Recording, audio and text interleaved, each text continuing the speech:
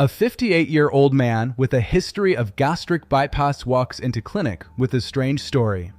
For 6 weeks, every meal has become a gamble, leading to significant distress.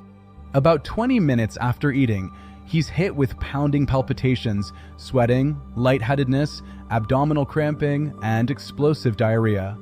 Some days, he makes it through lunch, but 2 hours later, he becomes shaky, confused, and drenched in sweat. He's lost 6 kilos and avoids restaurants because the episodes embarrass him. We start where all good detectives begin, with possibilities. Infectious diarrhea? Unlikely, no fever, no nocturnal stooling.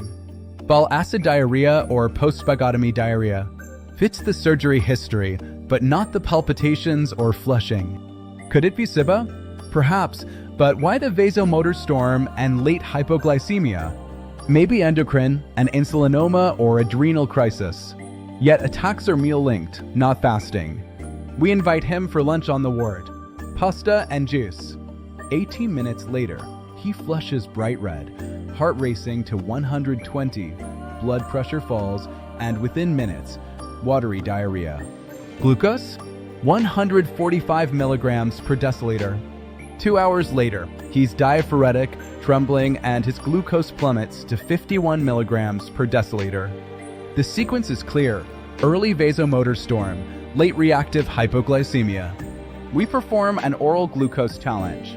Within 30 minutes, his pulse and hematocrit rise, proof of intravascular fluid shift.